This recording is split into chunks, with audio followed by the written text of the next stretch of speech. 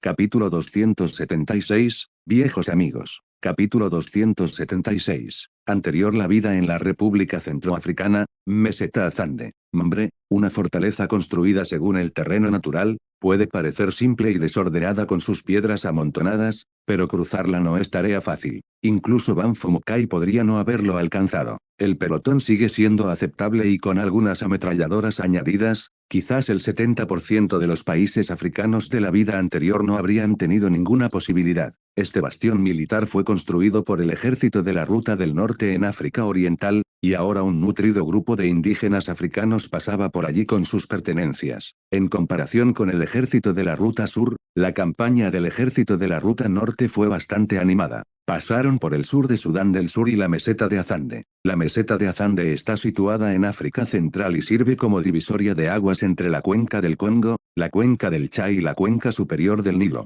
Consiste en una cadena montañosa que corre de este a oeste a lo largo de más de 800 kilómetros, creando importantes rutas de transporte de norte a sur con numerosos pasos. En la vida anterior, la República Centroafricana ocupó esta región y estaba bien situada. Si la economía interna de África se hubiera desarrollado más, África Central podría haber sido considerada la encrucijada de África. Más allá del valor económico, la meseta de Azande tenía una importante importancia militar. Desde aquí, podría amenazar directamente tanto al este como al oeste de África, regiones que cuentan con las mejores condiciones agrícolas del continente. La propia meseta Azande tenía condiciones favorables. Su temperatura y precipitaciones fueron ligeramente más altas que las del este de África. Si Ernst se estableciera en esta zona, sería bastante similar a la cuenca de Nanyang. Estratégicamente, ambas regiones eran indispensables para sus respectivas áreas. África Central tenía abundantes recursos minerales, principalmente oro y diamantes, que, sin embargo, eran comunes en toda el África subsahariana. A diferencia de estos dos, la región carecía de reservas significativas de otros minerales, excepto petróleo, lo que limitaba su valor general. Por supuesto, la razón también podría ser el subdesarrollo de los recursos. Mientras observaban el flujo continuo de personas que pasaban, el líder de pelotón del ejército de África Oriental, Rhodes, comentó, estos burundeses tienen bastante mala suerte. Si se hubieran mudado un poco más al oeste en ese momento, no estarían sufriendo esta terrible experiencia ahora. Jeje, según nuestra inteligencia de primera línea, el reino Buganda original viajó más lejos. Se dice que han restablecido un país cerca de un gran lago en el suroeste, y parece que han hecho contacto con caravanas a Libia, comprando una cantidad sustancial de armas de fuego, lo que ha mejorado su situación. El subdirector de pelotón West intervino. El gran lago al que se refería Occidente era el lago Chad. El viaje del pueblo Buganda desde el lago Victoria hasta el lago Chad fue realmente desafiante. Aún así,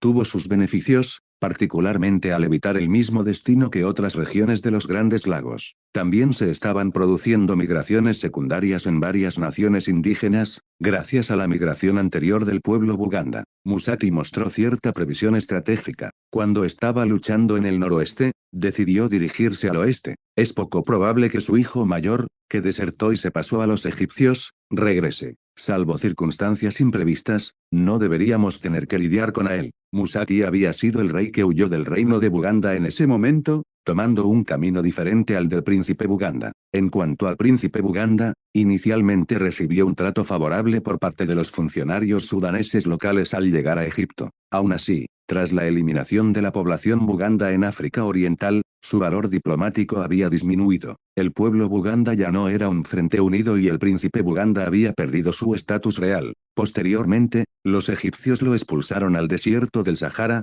saqueando los tesoros que traía consigo. Las 8 naciones del noroeste son formidables, pero las tribus indígenas que derrotaron parecen bastante ingenuas. Cuando se encuentran con nuestro ejército, se rinden o huyen. Todavía se atreven a enfrentarnos. Aunque las 8 naciones del noroeste pueden haber perdido ante nosotros en África Oriental, su fuerza intrínseca permanece. También han aplastado a las tribus indígenas aquí en la meseta de Azande. Mientras los dos conversaban, ya habían pasado personas del reino de Burundi. Al final de la fila, un hombre negro se adelantó para despedirse de Rhodes y sus compañeros. Señor Rhodes, señor West, aprecio su amabilidad, expresó el hombre negro su gratitud. Jejeje, de nada, jefe Romrom. El reino de Burundi es un viejo amigo nuestro, y es bastante sentimental reunirse con viejos conocidos como este. Mientras se dirige hacia el oeste esta vez, le ofrezco un consejo como tu amigo, ve lo más lejos que puedas, siguiendo la dirección del sol poniente, y si te encuentras con otros como nosotros llevando armas de fuego, no entres en pánico inmediatamente y dirígete hacia el noroeste.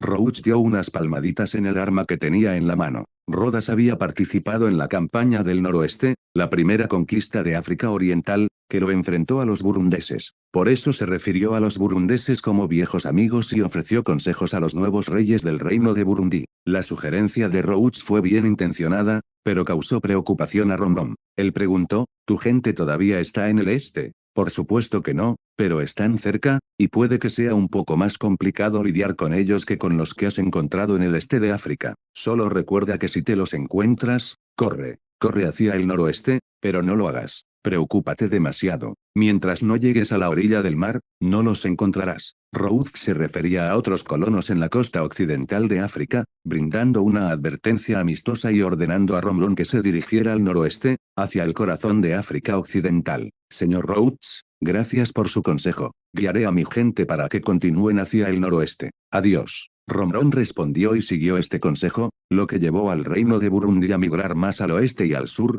transformándose de una nación de África Oriental a una nación de África Occidental. Capítulo 277 Capítulo 277, el plan para desalojar la jaula y cambiar el pájaro. El primer pueblo, Sweet Palace. Yarman informó a Constantino de los últimos acontecimientos de la guerra. Su Majestad, la guerra en los frentes sur y norte está casi concluida. El frente sur ha avanzado con éxito hasta la orilla norte del río Limpopo, y las poblaciones nativas en el frente norte esencialmente se han retirado. Constantín hizo una pausa por un momento, pluma en mano, y preguntó, ¿cómo está el frente occidental? El frente occidental sigue avanzando. Debido a los numerosos ríos, está tardando un poco más, pero casi ha llegado a la cuenca del río Kwango. Constantín se levantó de su asiento y miró el mapa de África Oriental detrás de él. La guerra ha progresado rápidamente, pero me preguntó cómo se desarrollará la guerra en Europa. Los franceses se han ido y los italianos resisten. Sin embargo, incluso si la guerra termina, el futuro de Europa sin duda será turbulento, dijo Constantino con un sentimiento de nostalgia. Constantino estuvo bien familiarizado con los interminables conflictos en Europa a lo largo de su vida. El mapa de África Oriental que tenía ante él, totalmente bajo el control de los Hohenzollern, le parecía excepcionalmente gratificante. Reino de Italia. Después de la rendición de la Marina Real Italiana, el ejército de 50.000 efectivos del Imperio Austrohúngaro desembarcó fácilmente en la costa este del Reino de Italia a través de transportes de tropas. Posteriormente, con la cooperación del ejército del Papa, las fuerzas de la coalición aislaron el territorio del Reino de Italia. Nápoles y Sicilia fueron separadas por la fuerza de las regiones del norte. En respuesta, el movimiento de restauración en Nápoles inició una rebelión, encabezada por Francisco II, exmonarca del Reino de las Dos Sicilias. Después de que el Reino de Italia unificara las dos Sicilias, Francisco II se exilió en Roma. El Imperio Austrohúngaro, al ver una oportunidad, se aseguró de no desaprovecharla. Al mismo tiempo, el Imperio Austrohúngaro se vengó de la burguesía no aristocrática de Italia. Antes del surgimiento del Reino de Italia, la mayor parte de Italia había estado bajo el dominio directo o indirecto del Imperio Austriaco. Cortar a estos partidarios fue crucial para la unificación relativamente fluida del Reino de Italia. Bajo la orquestación del Imperio Austrohúngaro, el Reino de Nápoles fue el primero en recuperar su independencia, y los antiguos aliados del Imperio Austrohúngaro reanudaron su gobierno. El futuro del restaurado Reino de Nápoles era ciertamente incierto, pero el Imperio Austrohúngaro permaneció indiferente. El objetivo principal de Franz era la independencia de Nápoles. Mientras Italia permaneciera unificada, no plantearía ningún problema importante. Franz no se mostraba avaro, más bien, el Imperio Austrohúngaro no era el Imperio Austríaco. Actualmente, Franz pretendía reclamar Venecia, transformándola en una región alemana. Este plan había sido propuesto por Ernst apenas 2 días antes. Austria no puede permitirse el lujo de perder Venecia. La importancia de Venecia está directamente ligada al futuro de Austria. Con las tendencias rebeldes de Hungría y otros movimientos étnicos separatistas en aumento, el Imperio Austrohúngaro se enfrenta a la constante amenaza de desintegración. Austria debe fortalecerse. Ernst, recién llegado de Echingen, había aconsejado a Franz. ¿Pero dónde puedo encontrar suficientes alemanes para cumplir este plan? La población del Imperio Austrohúngaro disminuye cada año. Muchos se van porque Hungría y las regiones eslavas son demasiado productivas. Cuanta más gente hay, menos oportunidades de trabajo hay son para los alemanes. Austria puede tener una economía relativamente desarrollada, pero cuando las oportunidades de empleo son limitadas, los alemanes comunes y corrientes buscan oportunidades en otros lugares, afirmó Ernst. Los cálculos de Ernst dieron en el meollo del problema. El imperio austrohúngaro experimentó una salida anual de alemanes y Franz estaba luchando por encontrar suficientes alemanes para este ambicioso plan. No podía simplemente recurrir a los inmigrantes de África Oriental, ya que eran cruciales para el proyecto de África Oriental. La población del imperio austrohúngaro está disminuyendo debido a la emigración. ¿No se debe a que Hungría y las regiones eslavas son demasiado productivas? Cuanta más gente hay, menos oportunidades de empleo para los alemanes. Austria tiene una economía relativamente desarrollada. Cuando hay oportunidades de empleo disminuyen, los alemanes de a pie naturalmente buscan oportunidades en otros lugares, afirmó Ernst.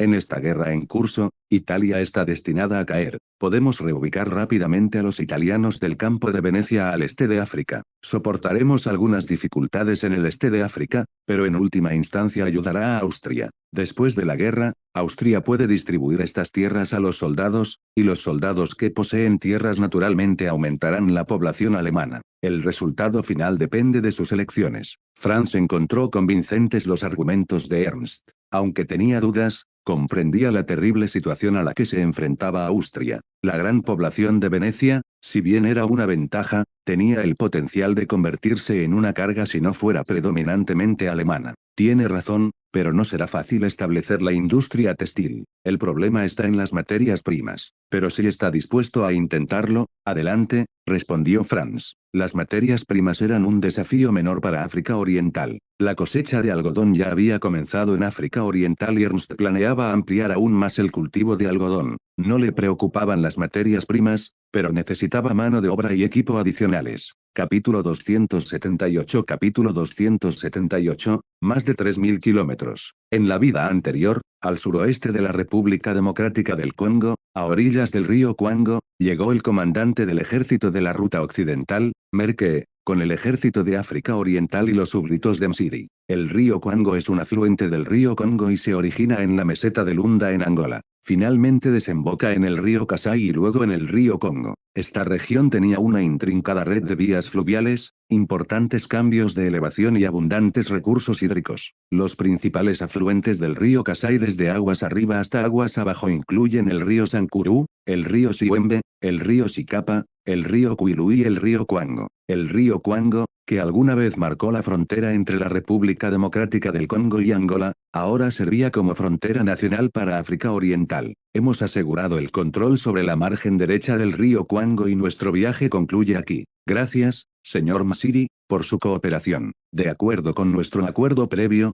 nuestra división de África Oriental facilitará su migración y la de sus sujetos, explicó Merke. Msiri ya había hecho los preparativos y no tenía ningún problema con este acuerdo. Sin embargo, tenía una petición, Su Excelencia Merk, todos estos asuntos son aceptables, pero ¿podría el Reino de África Oriental proporcionarme más tabaco y alcohol? Debido al cultivo deliberado en África Oriental, Msiri había desarrollado una afición por el alcohol y el tabaco. Por supuesto, no hay problema. Señor Msiri, esto se puede arreglar fácilmente. Podemos proporcionarle un lote gratis, pero en el futuro tendrá que comprarlos con moneda, le aseguró Merke. Msiri estuvo de acuerdo, entendiendo que la moneda se refería a artículos valiosos como metales preciosos, pieles de animales y otros productos especiales. Para Msiri, adquirir tales artículos era un asunto menor. Msiri preguntó sobre el destino de su reubicación, aunque sabía que África Oriental ya había planeado una ruta para su reino. Tenía una idea vaga, pero no detalles. Mirar.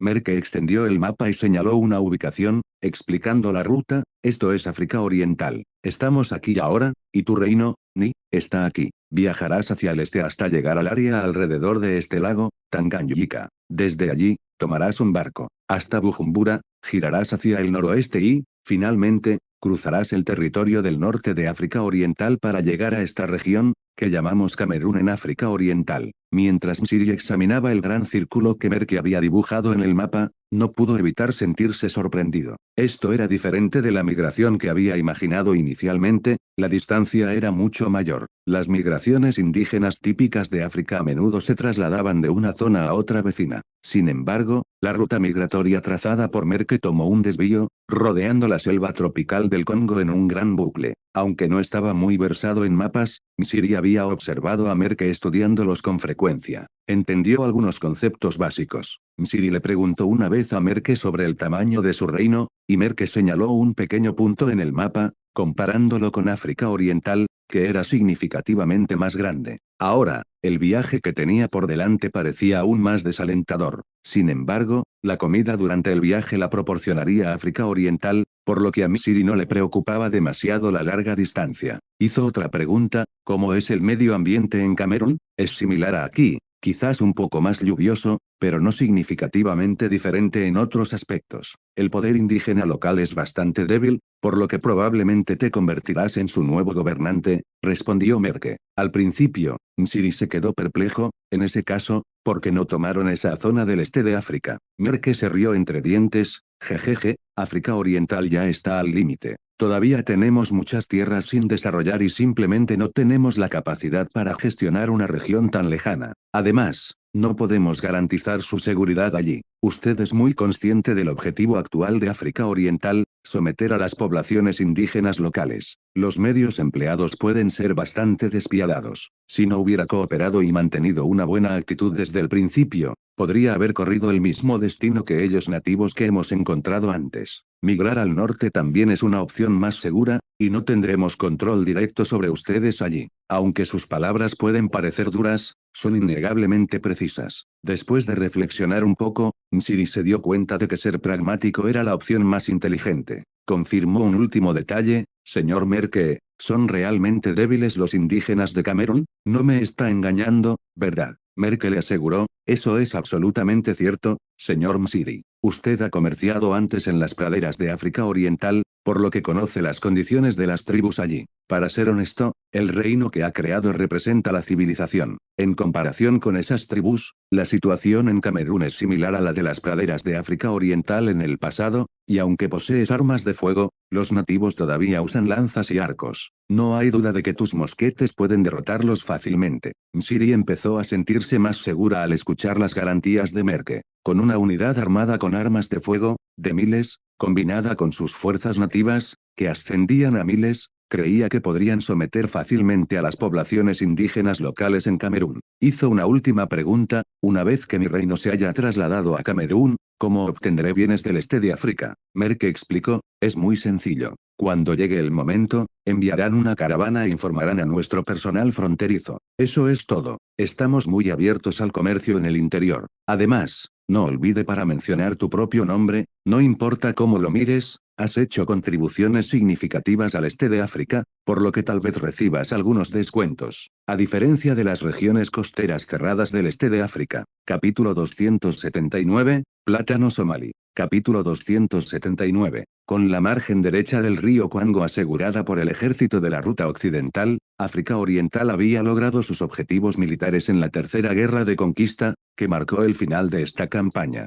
África Oriental estaba ahora cambiando su enfoque de la guerra al desarrollo nacional. La nación necesitaba consolidar los resultados de la guerra mientras se preparaba para la evolución de la situación global. En ese momento, Francia estaba ganando influencia en Europa e Italia y Austria todavía estaban en conflicto. Ernst, que tenía conocimiento de los acontecimientos que se estaban desarrollando, era consciente del probable resultado de la situación europea. Sin embargo, el futuro de Italia seguía siendo incierto. El 3 de octubre de 1870, Ernst se encontraba en Hohenzollernburg, examinando meticulosamente los datos geográficos de Somalia bajo la luz eléctrica. Utilizó un lápiz para hacer ajustes en el mapa cercano de África Oriental, centrándose en la provincia del norte y la provincia de Yuba de Somalia. Estas dos provincias estaban destinadas a un vigoroso cultivo económico y ganadería. Si bien Somalia a menudo se asociaba con paisajes desérticos, tenía áreas con bosques y extensas praderas, particularmente en estas provincias. Ernst planeó aumentar el cultivo de incienso y mirra,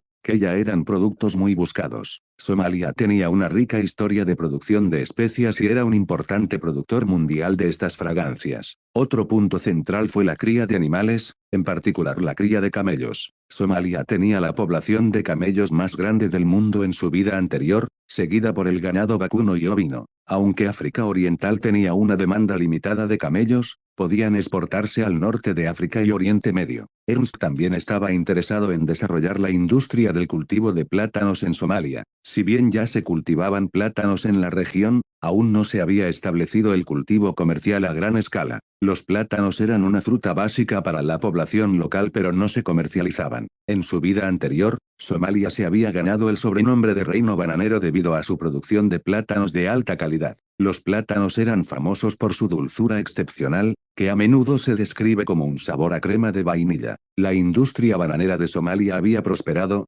especialmente durante el periodo colonial italiano en la década de 1920, cuando se establecieron más de 200 plantaciones bananeras. La industria había alcanzado tal éxito que los plátanos se habían convertido en un alimento básico para los somalíes. Se consumían con arroz, pasta o como fruta antes de las comidas. La influencia de la cocina italiana fue evidente en los hábitos alimentarios de Somalia, gracias a las plantaciones de plátanos italianos. Ernst reconoció el potencial de la industria bananera de Somalia y se propuso sacar provecho de él. Creía que la ubicación estratégica de Somalia, con proximidad al canal de Suez y fácil acceso a los mercados europeos, la hacía ideal para la producción de plátanos destinada a Europa y Oriente Medio. Tom, curioso sobre la elección de Somalia para el cultivo de plátanos, cuestionó la viabilidad de cultivar plátanos en un clima desértico. Ernst explicó que, si bien Somalia tenía zonas desérticas, también tenía tierras fértiles a lo largo de los ríos Sabelle y Yuba.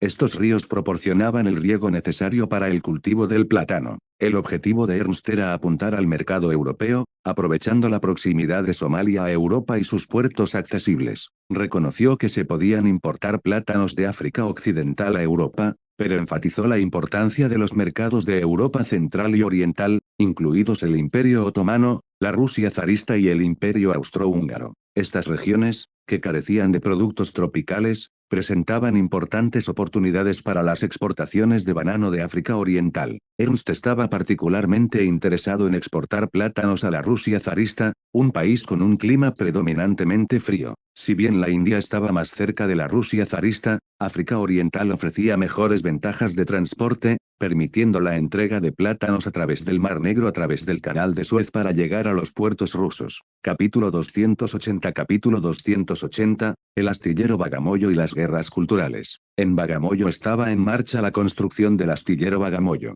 El astillero se planificó basándose en el modelo de astillero veneciano y las condiciones geográficas del puerto de Bagamoyo. Se esperaba que se convirtiera en el astillero más grande de África Oriental y su objetivo era mejorar la capacidad de construcción naval independiente de la región. Best, técnico del astillero de Venecia, explicó el proyecto a Constantin. Destacó que la ubicación del astillero en Bagamoyo se eligió para evitar ocupar el espacio operativo del puerto de Dar es Salaam, que desempeña un papel crucial en la economía de África Oriental. Bagamoyo ofrecía condiciones favorables, incluida una buena profundidad del agua, protección de los vientos marinos por la isla de Zanzíbar y una bahía protegida en el continente. Berster, un técnico austriaco del astillero de Trieste, explicó con más detalle la industria de la construcción naval en África Oriental. Existían dos sistemas, la construcción naval interior basada en lagos y ríos, y la construcción naval costera. Este último había comenzado recientemente con pequeñas fábricas de reparación de barcos en Dar es Salaam y Mombasa,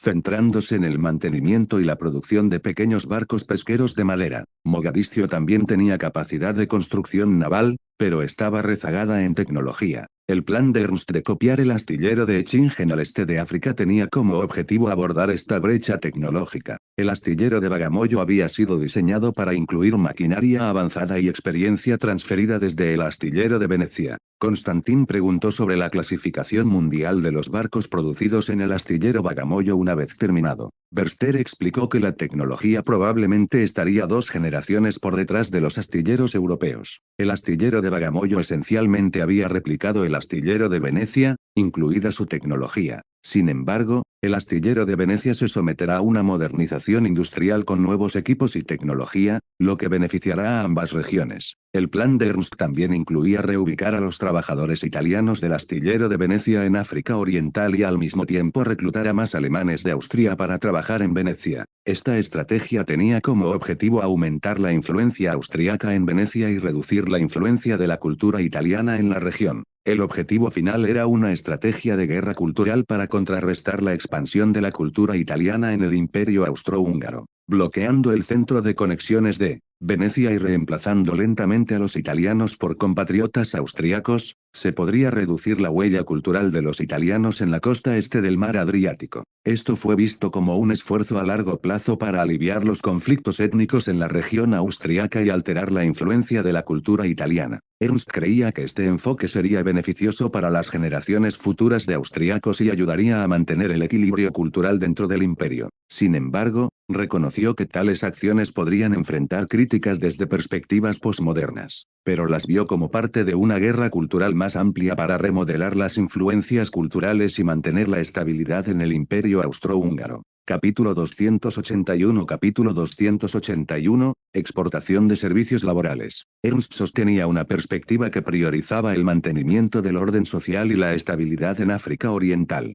Creía que una vez que se atendieran las necesidades básicas de la vida, la gente común y corriente se integraría naturalmente en la sociedad de África Oriental, lo que conduciría a la estabilidad, un factor clave en el gobierno de Exingen. Ernst también contrastó su enfoque con los métodos coloniales convencionales. En lugar de explotar a los nativos al máximo como lo hicieron Gran Bretaña y Francia, África Oriental pretendía mantener la armonía social y el desarrollo. Luego, Ernst discutió el tema de la trata de esclavos con su padre, Constantín. Ernst sugirió que se debería instar al sultanato de Zanzíbar a reducir el número de trata de esclavos e, idealmente, eliminar la práctica en un plazo de 5 años. Sostuvo que la decadente industria del comercio de esclavos en Zanzíbar ya enfrentaba desafíos por parte de los esfuerzos británicos y franceses para erradicarla. Constantín expresó su preocupación por la dependencia de Zanzíbar de la trata de esclavos como industria importante. Sin embargo, Ernst señaló que la industria se enfrenta a dificultades debido a la represión internacional.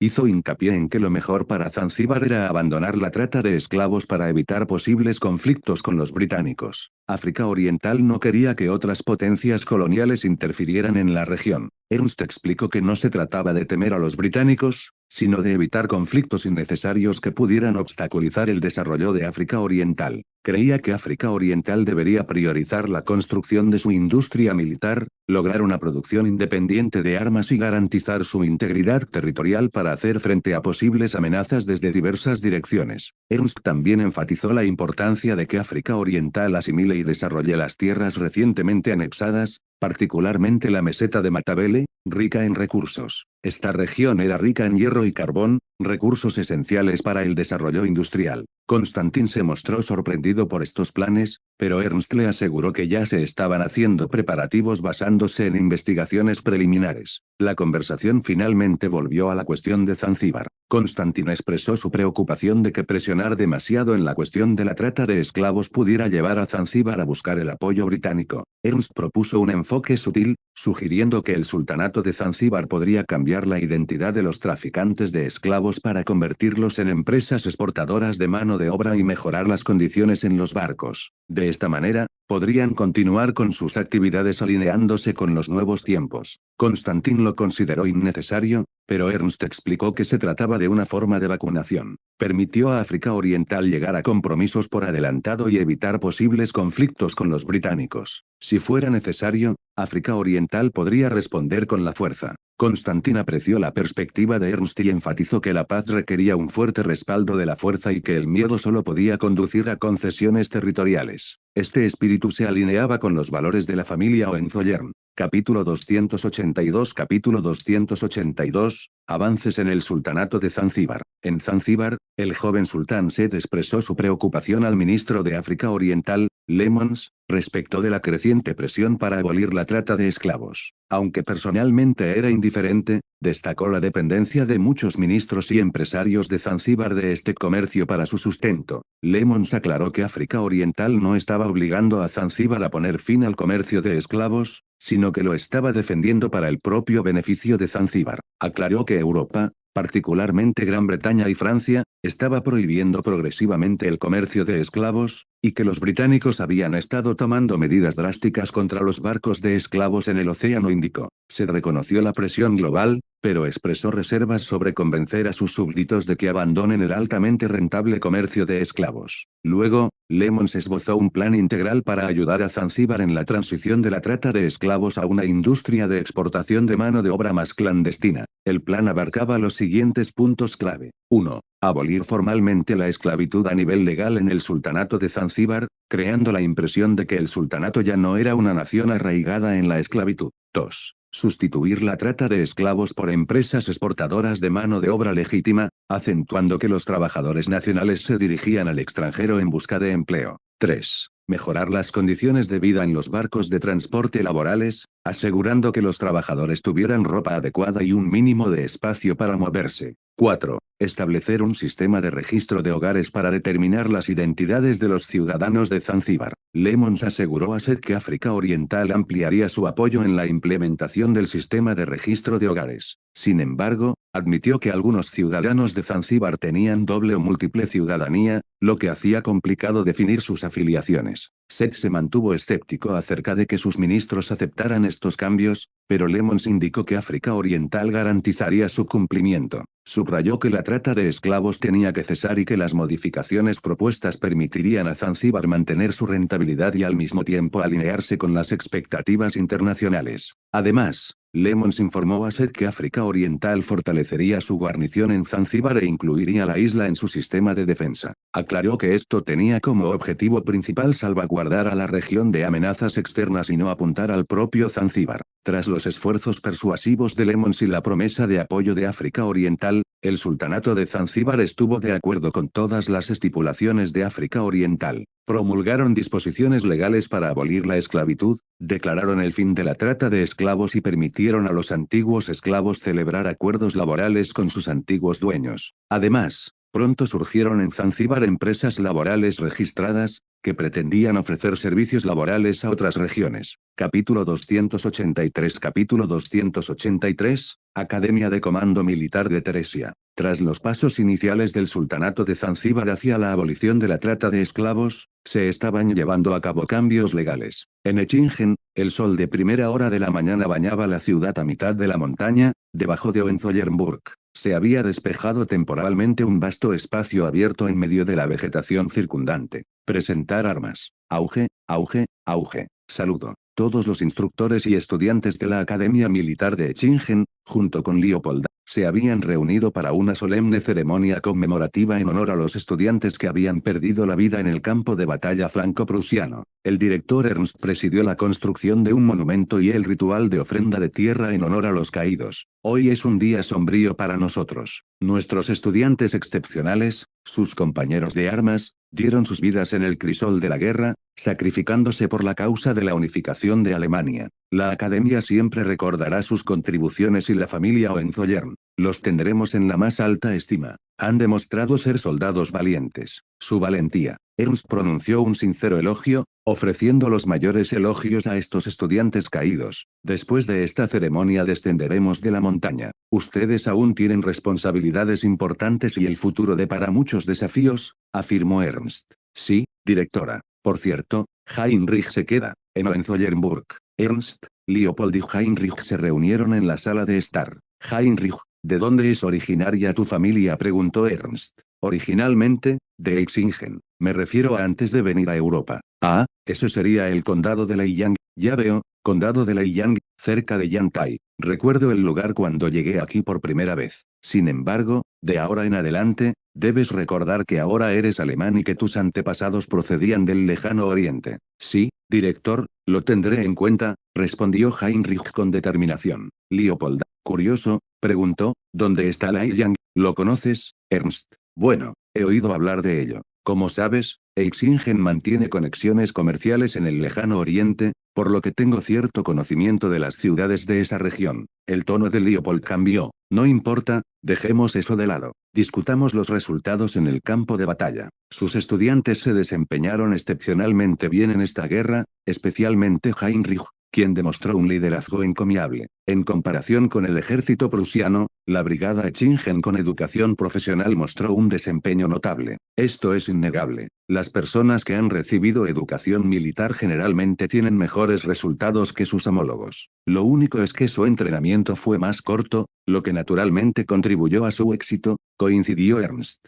Entonces, ¿cuáles son tus planes para que sigan adelante? Leopold preguntó con interés. El emperador Francisco y yo hemos hecho una solicitud. Tenemos la intención de seleccionar un grupo de estudiantes de esta corte para inscribirlos en la Academia de Comando Militar de Teresia en Austria. Teresia. Esa es la academia de mando militar más prestigiosa de Austria, y admite solo unos 200 estudiantes cada año. ¿Cuántos puestos te asignó el emperador Francisco? Leopold preguntó con fascinación. 30 puestos, lo cual no es mucho, pero supera lo que ofrece la Academia Militar de Berlín, comentó Ernst. Al principio, los contactos de Constantin habían asegurado 2 plazas en la Academia Militar de Berlín para estudiantes de la Academia Militar de Echingen. Esta vez Ernst se acercó personalmente al emperador Francisco, quien había aceptado conceder 30 plazas a la Academia Militar de Echingen. La Academia de Mando Militar de Teresia y la Academia Militar de Berlín fueron instituciones de gran importancia, que guardaron de cerca los secretos militares de Prusia y Austria e influyeron en la dirección del mando militar en sus respectivas naciones.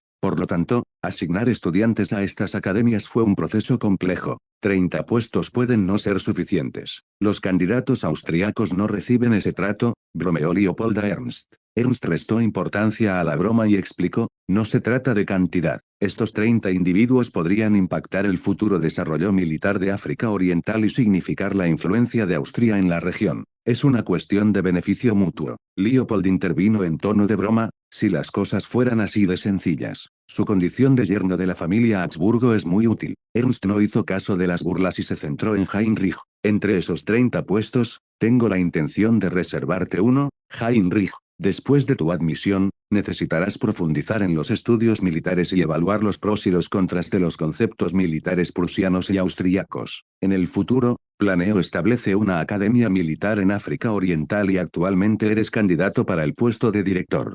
Heinrich sugirió humildemente, director, creo que Erich es un candidato más adecuado que yo. Su rendimiento académico supera al mío. Ernst respondió, no se subestime. Erich ya se ha ganado el favor del general Moltke y es probable que se quede en Prusia o sirva al imperio alemán en el futuro. Sus perspectivas dentro de Prusia son prometedoras. En cuanto a usted, se sentirá infravalorado cuando te mudes al este de África. Heinrich sacudió la cabeza con firmeza y dijo, director, aceptaré de todo corazón cualquier misión que me confíe, sin importar a dónde me lleve. La discusión continuó, con Ernst explicando sus planes para el futuro de los estudiantes y el desarrollo de África Oriental, enfatizando particularmente la importancia de digerir y desarrollar las tierras recientemente anexadas, ricas en recursos como hierro y carbón, cruciales para el crecimiento industrial. La conversación finalmente volvió a la cuestión de Zanzíbar. Constantin expresó su preocupación de que presionar demasiado en el asunto de la trata de esclavos pudiera llevar a Zanzíbar a buscar el apoyo británico. Ernst propuso un enfoque sutil, sugiriendo que el sultanato de Zanzíbar podría cambiar la identidad de los traficantes de esclavos para convertirlos en empresas exportadoras de mano de obra y mejorar las condiciones en los barcos. De esta manera, podrían continuar con sus actividades alineándose con los nuevos tiempos. Al principio Constantin se mostró escéptico, pero Ernst explicó que se trataba de una forma de vacunación. Permitió a África Oriental llegar a compromisos por adelantado y evitar posibles conflictos con los británicos. Si fuera necesario, África Oriental podría responder con la fuerza. Constantin apreció la perspectiva de Ernst y enfatizó que la paz requería un fuerte respaldo de la fuerza y que el miedo solo podía conducir a concesiones territoriales. Este espíritu se alineaba con los valores de la familia Hohenzollern. Capítulo 284 Capítulo 284, Medidor de cadena. Al concluir la guerra en África Oriental, Ernst reflexionó sobre el destino de los demás estudiantes de la Academia Militar de Echingen. Considero si deberían ser enviados a África Oriental, especialmente porque el ejército ahora podría someterse a una reorganización con la conclusión de la campaña de África Oriental. La guerra en curso en Europa continuó desarrollándose. Prusia logró avances significativos en Francia, y uno de los ejércitos franceses de élite se rindió sin luchar después de ser sitiado en Metz durante 72 días el 27 de octubre de 1870. Del lado del Imperio Austrohúngaro, el teniente general Karl dirigió su ejército a través del norte de Italia, causando disturbios en el área de Lombardía y obligando a los defensores de primera línea de Lombardía a dividir sus fuerzas para evitar ser flanqueados. Esto presentó una oportunidad para que el gran duque Alberto cortara la conexión entre el ejército lombardo y el ejército veneciano.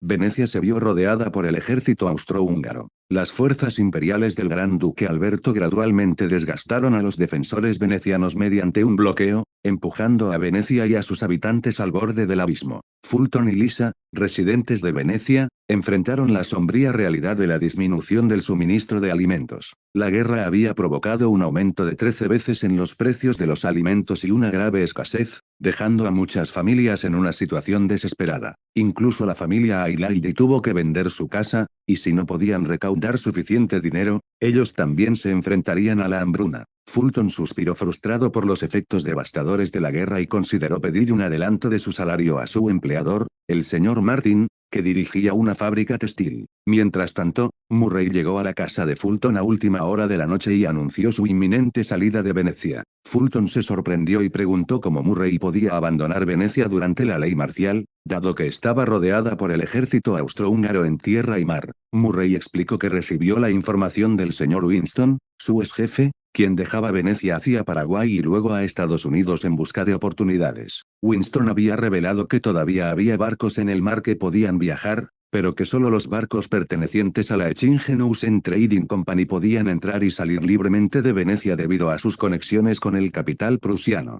Fulton expresó su asombro de que la Eschingen Trading Company, que había reclutado gente en Venecia antes de la guerra, todavía estuviera en funcionamiento. Murray explicó que estos barcos estaban atracados en el astillero de Eschingen, parte del área de fábrica de la compañía, lo que lo hacía menos conocido por el público. También reveló que los residentes podían abordar estos barcos de forma gratuita para trasladarse al este de África o Paraguay, aunque el destino no dependía de ellos. Esto llevó a una discusión sobre por qué el consorcio Eschingen estaba ayudando a Paraguay a transportar a su población, particularmente a los italianos desde Venecia. Fue el resultado de la Guerra del Paraguay, que había dejado al país con una grave escasez de población. África Oriental, que ya había absorbido a muchos inmigrantes de Venecia, ahora ayudaba a Paraguay seleccionando individuos que no cumplían con los estándares de África Oriental y enviándolos a América del Sur. El Imperio Austrohúngaro también estuvo involucrado en este traslado de población, reubicando personas del área de Venecia a América del Sur.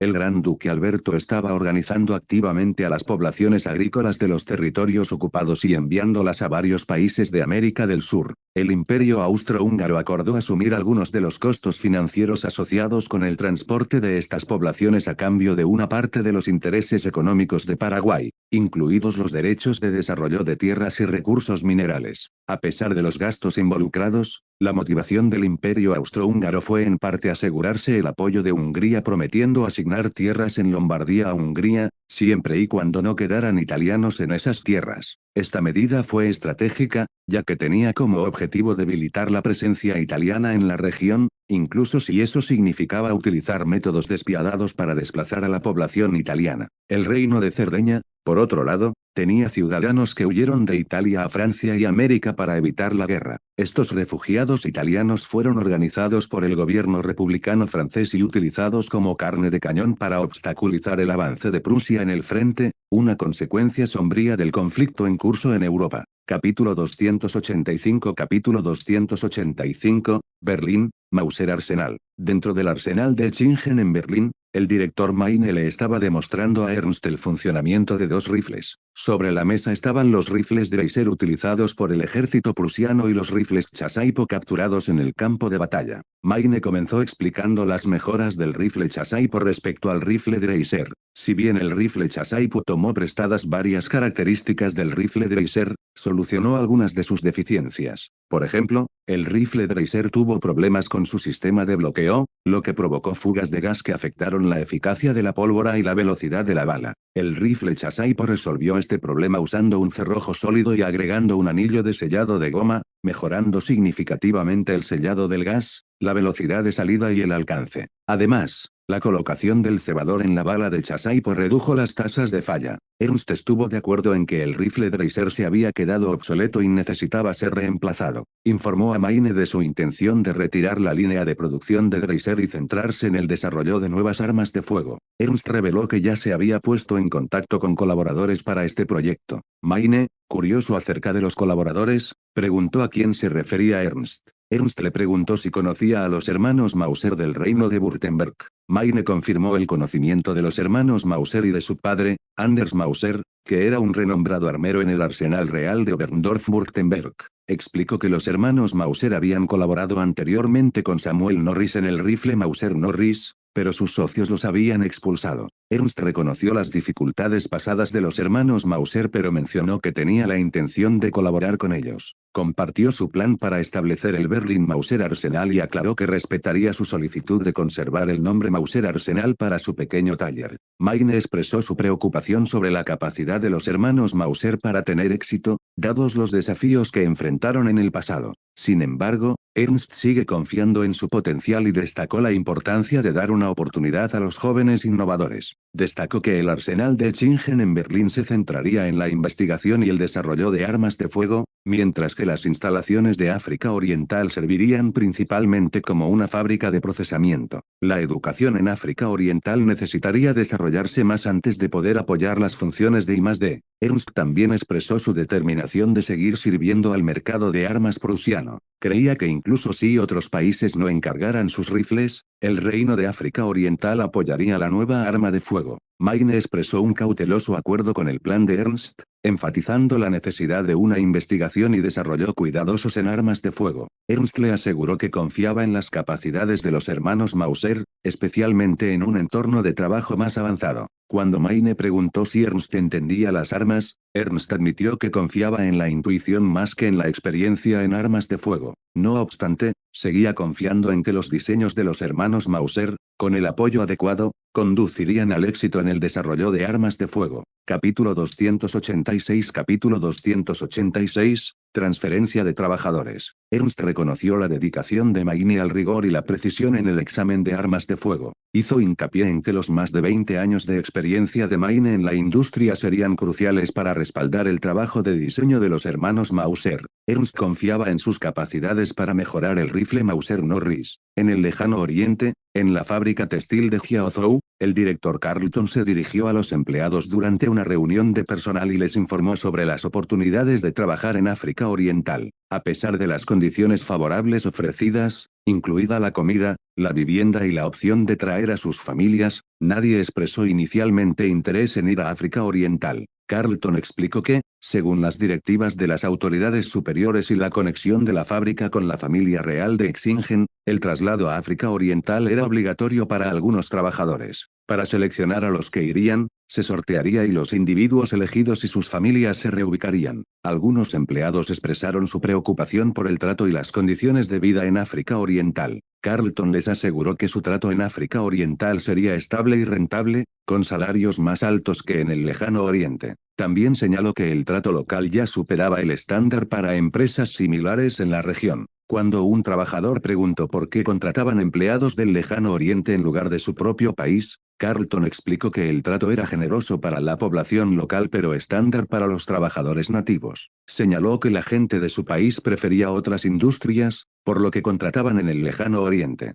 También destacó que los salarios en el lejano oriente son bajos en comparación con los de África Oriental. A pesar de su desgana inicial, las explicaciones honestas de Carlton hicieron que algunos trabajadores reconsideraran su decisión. Aprendieron que podían traer a sus familias enteras, asegurando sus empleos y provisiones en África Oriental. Esta revelación cambió sus actitudes y Carlton decidió seleccionar a los participantes mediante sorteo. Sin embargo, Carlton aclaró que, a menos que los miembros de la familia poseyeran habilidades específicas como carpintería o albañilería, trabajarían como agricultores comunes y corrientes en África Oriental. Este detalle no disuadió a los trabajadores, ya que convertirse en agricultores en África Oriental conllevaba seguridad laboral, comida y alojamiento. La noticia de poder traer a sus familias y tener trabajo en África Oriental entusiasmó a los trabajadores y se entusiasmaron con la oportunidad. Se dieron cuenta de que la vida en África Oriental podría ser mejor de lo que estaban experimentando actualmente.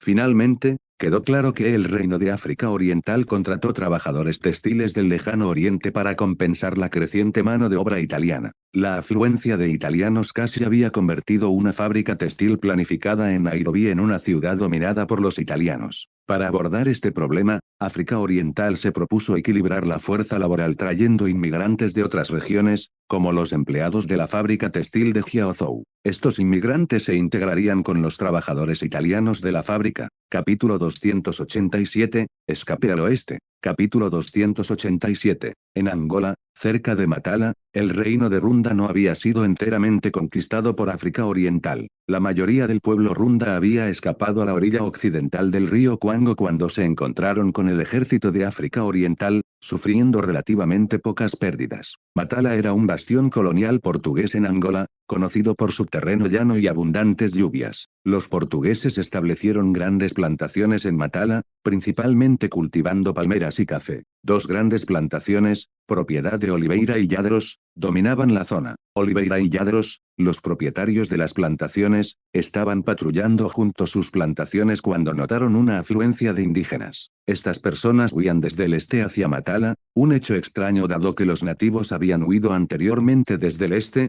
pero nunca hasta tal punto. Especularon sobre las razones de esta migración masiva, considerando la posibilidad de disturbios en el reino de Luanda o una guerra tribal. Sin embargo, no podían entender qué pudo haber impulsado a los nativos a cruzar a su lado. Las plantaciones de Matala eran famosas por el duro trato que daban a los esclavos indígenas. Los trabajadores soportaron trabajos agotadores, supervisados por supervisores blancos que usaban látigos para mantener la disciplina. Las toscas cruces de madera, manchadas de negro con la sangre de los esclavos castigados, eran un símbolo sombrío de la brutalidad de las plantaciones. Alarmados por la inusual afluencia de nativos, Oliveira y Lladros decidieron investigar más a fondo. Ordenaron a sus fuerzas armadas que capturaran a algunos de los indígenas para interrogarlos. El traductor se esforzó por entender su acento, pero logró transmitir que los nativos habían sido expulsados hacia el oeste por un grupo de extraños. Estos extraños vestían ropas similares a las de los dueños de las plantaciones. Lladros sospechaba que la colonia de Mozambique podría ser responsable de los disturbios, dada su proximidad al este y la presencia de fuerzas alemanas allí.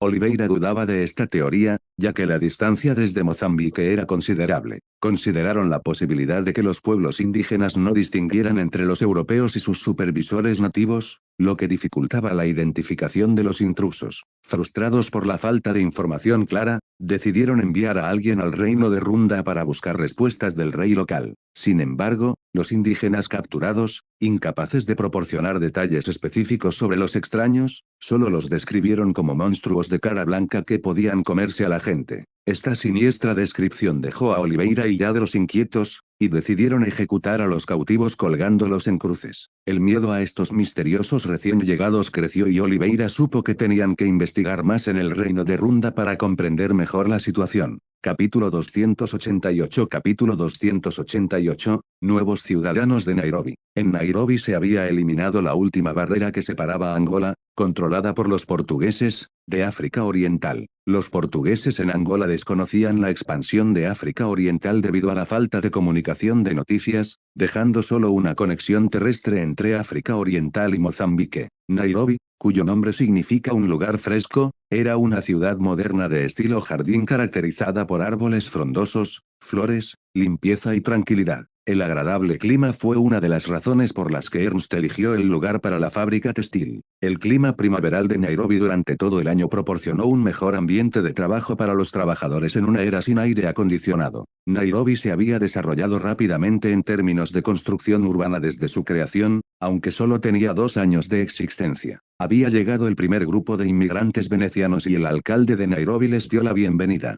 Los inmigrantes observaron su nueva ciudad con sentimientos encontrados, comparándola con su amada Venecia. El alcalde explicó los arreglos iniciales para los inmigrantes, incluida su estadía temporal en una cafetería durante el primer mes, horarios de trabajo, fuentes de agua, instalaciones para cocinar y prácticas religiosas. El alcalde les aseguró que la piedad no dependía de la presencia de una iglesia y los animó a practicar el culto en casa. Mientras los inmigrantes de Venecia hablaban de su nuevo entorno, los ciudadanos de Nairobi también sentían curiosidad por estos recién llegados. Esta fue la primera vez que un grupo tan grande de inmigrantes llegó a Nairobi simultáneamente desde su fundación. Después de la orientación inicial, los inmigrantes se prepararon para registrarse en Mombasa. Se había completado la primera fase de un proyecto de viviendas de 3.000 unidades en el nuevo distrito de East City de Nairobi. A cada familia se le asignó una casa según la información proporcionada en sus documentos de registro. Un oficial de policía de África Oriental condujo a los inmigrantes a sus nuevos hogares. Conocieron a sus vecinos y les informaron que las casas restantes estaban reservadas para futuros inmigrantes del lejano Oriente y Alemania para garantizar la diversidad. Una vez que se instalaron en sus nuevos hogares, el oficial de policía brindó orientación adicional sobre las reglas y servicios locales, incluida la ubicación del departamento de policía,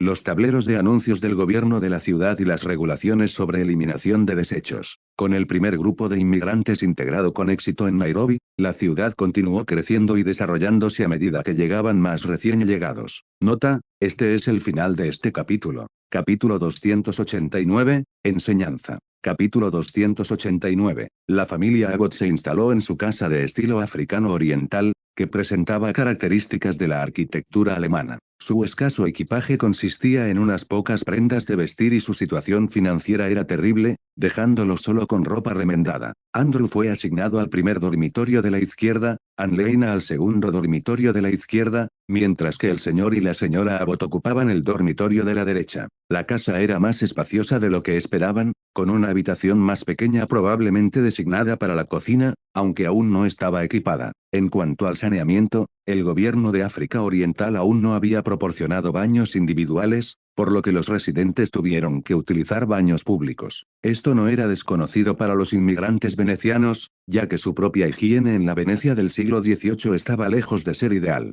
Al mudarse a su nuevo hogar, un oficial de policía local condujo a Abbott y su familia a la cafetería. Aquí se encontraron con un desafío único, el uso de palillos en lugar de los tradicionales cubiertos europeos. Hayden, el policía austriaco, intentó enseñarles a usar los palillos, pero notó las expresiones de desconcierto de los recién llegados. Les aconsejó que si no podían, simplemente podían llevarse el cuenco a la boca. La cafetería ofrecía fideos, arroz y carne guisada con patatas como platos principales, junto con una provisión limitada de melones y frutas. La cocina del este de África parecía bastante diferente a la que estaban acostumbrados los inmigrantes. Hayden explicó que, si bien los palillos pueden ser difíciles de aprender al principio, eran eficientes y fáciles de limpiar, y eventualmente reemplazaron a los cuchillos y tenedores para quienes los dominaban. La conversación en la cafetería abordó varios temas, entre ellos la preferencia por el pan sobre el arroz y la calidad del goulash. Hayden también mencionó que alguna vez se consumieron animales salvajes como leones y cocodrilos, pero que habían sido prohibidos debido a problemas sanitarios. Destacó la importancia de beber agua de pozo y hervirla para garantizar la seguridad, ya que la región es propensa a enfermedades.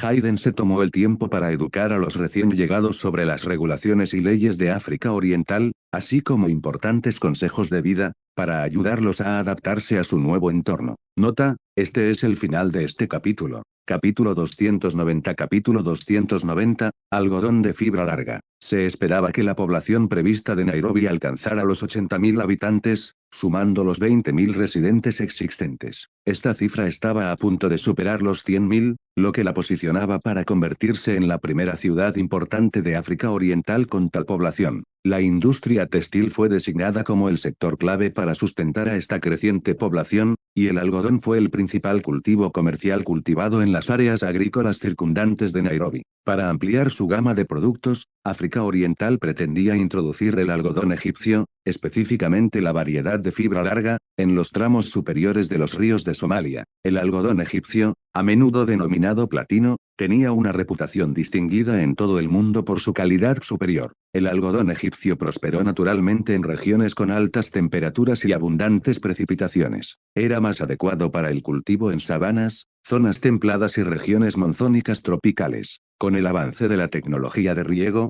El cultivo de algodón se concentró cada vez más en regiones áridas con capacidad de riego. Egipto había perfeccionado el cultivo de algodón de fibra larga, convirtiéndose en el mayor productor del mundo. Bajo el reinado de Alí, una serie de proyectos de conservación de agua, mejoras de canales e introducción de cultivos, incluido el famoso algodón egipcio de fibra larga, llevaron a un aumento significativo de las exportaciones de algodón. Sin embargo, más tarde los británicos perturbaron el sistema económico de Egipto y la otrora próspera industria textil del algodón se vio reducida a suministrar materias primas baratas a las fábricas textiles británicas. En contraste, el plan de África Oriental para cultivar algodón de fibra larga se basó en sus beneficios económicos y en los mercados del Imperio Austrohúngaro y Alemania. Estas regiones no eran aptas para el cultivo de algodón de fibra larga, lo que hizo que África Oriental estuviera bien posicionada para atender a los mercados de consumidores de alto nivel. La estrategia de Ernst implicó establecer bases de plantación de algodón de fibra larga en la provincia de Yuba,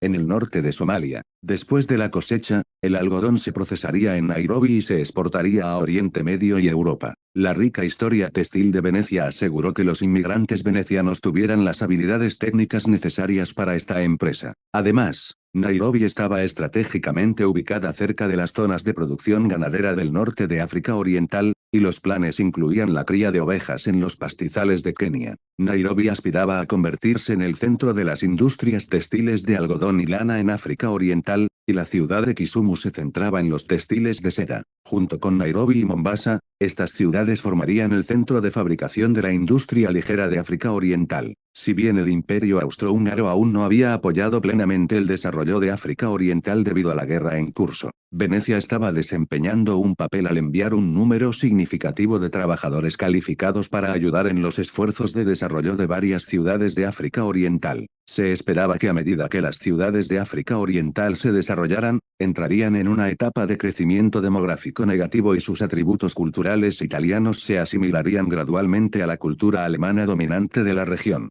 Además de los inmigrantes italianos de Venecia, en África Oriental se estaban asentando inmigrantes eslavos de la península balcánica y de la Rusia zarista, añadiendo diversidad lingüística a la región. El alemán estaba destinado a convertirse en un puente de comunicación entre estos diversos grupos lingüísticos. En el gran esquema de las cosas, Nairobi, una ciudad aparentemente discreta en África Oriental, se transformaría en un centro industrial vital, gracias a la estrategia de transferencia industrial de Ernst, que sería impulsada por el eventual triunfo de Austria sobre Venecia. El consorcio Exingen se había coordinado con el ejército austriaco para facilitar la transferencia de maquinaria y equipos desde Venecia a África Oriental. Los propietarios de negocios y terratenientes de Venecia que se habían opuesto al dominio austriaco estaban en el exilio o enfrentaban sentencias de muerte, lo que resultó en la confiscación de sus activos por parte del Imperio Austrohúngaro. Nota, este es el final de este capítulo. Capítulo 291,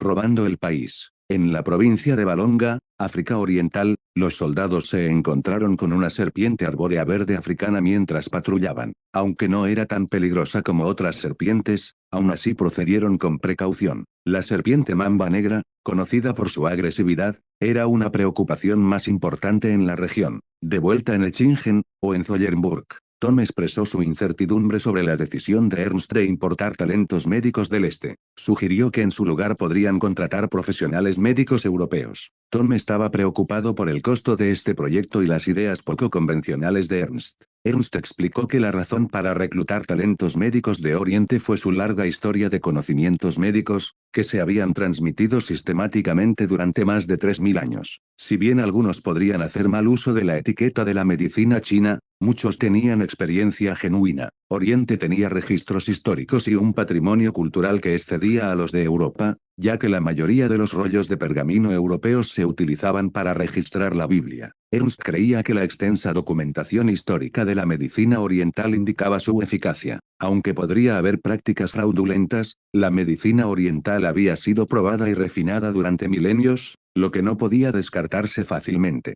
Tom expresó su preocupación por garantizar la autenticidad de los expertos médicos del lejano oriente y evitar charlatanes. Ernst sugirió la cooperación oficial con sus gobiernos, particularmente con sus hospitales Thai, para obtener recetas médicas y libros relacionados. El respaldo oficial ayudaría a filtrar a las personas fraudulentas. Ernst tenía otro motivo detrás de este plan: obtener acceso a las fórmulas médicas de los países del Lejano Oriente, patentarlas en Occidente y asegurar la ventaja de África Oriental en este campo. Lo vio como una forma de asegurar conocimientos valiosos para el futuro de África Oriental. Tom reconoció el desafío que supone que los africanos orientales no estén bien versados en la medicina oriental. Ernst propuso comenzar con las autoridades y utilizar su criterio. Los errores eran aceptables, ya que África Oriental podía examinar los conocimientos recopilados para determinar qué era valioso. Ernst subrayó que actualmente la atención se centra en la medicina tradicional y que en el futuro se prevé invertir en la investigación médica moderna. Europa sería un lugar más adecuado para el desarrollo de la medicina moderna debido a su avanzado sistema educativo y sus recursos. La iniciativa de Ernst de promover la medicina oriental desde el principio en África Oriental le valió el sobrenombre de robar el país en el Lejano Oriente. Sin embargo, los africanos orientales, especialmente los que practicaban la medicina tradicional china, sostenían que era una herencia de sus ancestros orientales y que pertenecía legítimamente a África Oriental. Nota: este es el final de este capítulo. Capítulo 292. Sistema avanzado de paquetes de impuestos. Para desarrollar la meseta de Matabele, Zimbabue, el gobierno de África Oriental celebró una reunión para discutir estrategias. Entre los participantes claves se encontraban Constantin y Ernst, quienes tomaron las decisiones finales. Von der Leyen propuso iniciar el desarrollo económico utilizando a la población indígena de la meseta de Matabele, centrándose en la explotación de recursos. Sin embargo, debido a su distancia del este de África y la presencia de Zambia en el medio, el transporte fue un desafío. Sugirió negociar con Mozambique para abrir una ruta marítima para el transporte. Jarman expresó dudas sobre la voluntad de Mozambique de cooperar debido a preocupaciones de seguridad. Swift propuso resolver el problema de las comunicaciones extendiendo la línea telegráfica desde Zambia hasta la meseta de Matabele, asegurando una rápida toma de decisiones y una gestión eficiente. Constantin sugirió movilizar a los pueblos indígenas para desarrollar la agricultura inicialmente, centrándose en cultivos de alto rendimiento como patatas y mandioca. Más tarde, a los inmigrantes se les podrían dar tierras urbanizadas. También destacó la importancia de construir la línea telegráfica hasta la meseta de Matabele después de completar la línea principal en Zambia. Sweet destacó la necesidad de nivelar las carreteras en la meseta de Matabele y Zambia y construir puentes, especialmente sobre el río Zambezi y sus afluentes, para facilitar el transporte. Von der Leyen sugirió organizar a los pueblos indígenas para que cultiven la tierra y planten cultivos mientras trabajan simultáneamente en la infraestructura de transporte.